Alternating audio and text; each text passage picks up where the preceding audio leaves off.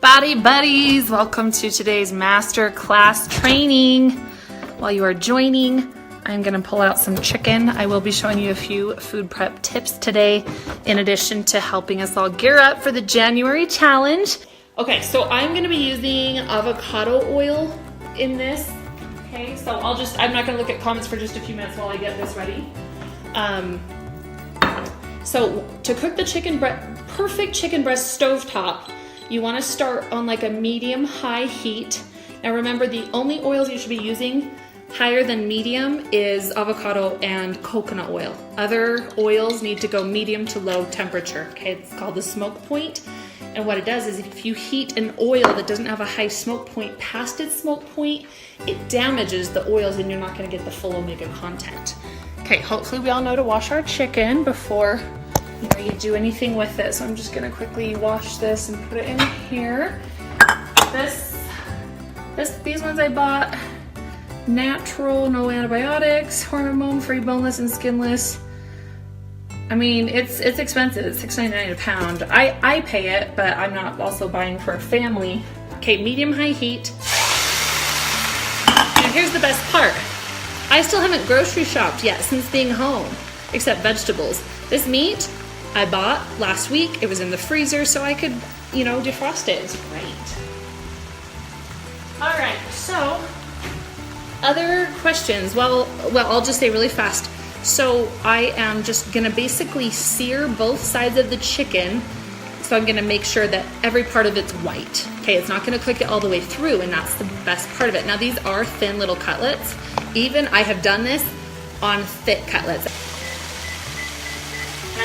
Nothing else has to be done right now. Just letting it sit.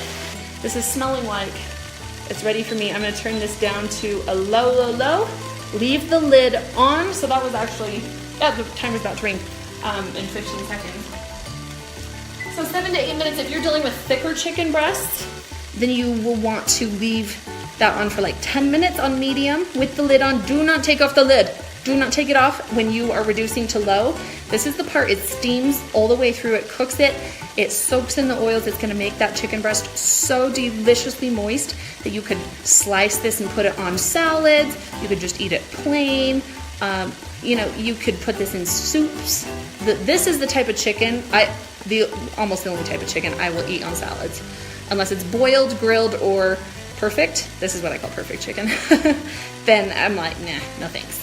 So there you go, now you know. And then I usually, to be honest, you can season it while it cooks, but I don't like, especially if for some reason the oil is evaporated out or it leaves, then I don't like my seasoning to get all black and then it burns it, and you know what, that's just a mess. So I choose to season mine after, and because my seasoning desires change each day. Someday I might want chili powder and cumin, someday I might just want salsa on it. Most of the time these days, I'm so boring lately. I just love the taste of the food. I do sea salt and pepper, and that's it. Once in a while I do some mustard, some salsa. I'm just loving on the taste bud, truly enjoying my foods, and that gratitude that comes with it when you chew, and the textures, and just recognition that how many people don't have this opportunity. And it's probably because I've been so immersed in historical books lately that I'm in this weird mindset. I don't think it's weird, it's beautiful actually. So with that said, okay, yeah, that's fine. Is it just plain with oil and water?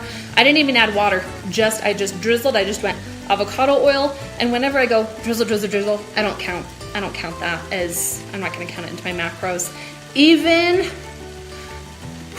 tier 3, if it was that light and distributed between that many chicken breasts, I wouldn't count it, even in a tier 3, yeah.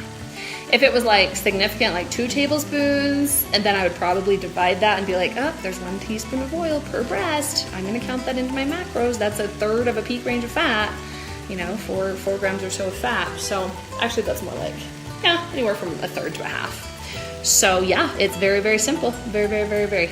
And you don't even need to flip it. That's the best part. It's just gonna be perfect. I'll show you guys. Oh, I did need to set the timer. Set the timer. Let's go 7 minutes. Okay. So full! Alright, I'm doing chicken in these 2 little guys. Alright, have you guys written down? Please share with us. What are your points goals? I want to know. I want some more. I want to know. All right. If you guys are joined late, you didn't get to see how I prepped the perfect chicken, but hopefully you go back and watch the first 10 minutes. It is amazing. It's the best chicken you'll ever have. I'm actually tempted to eat some right now.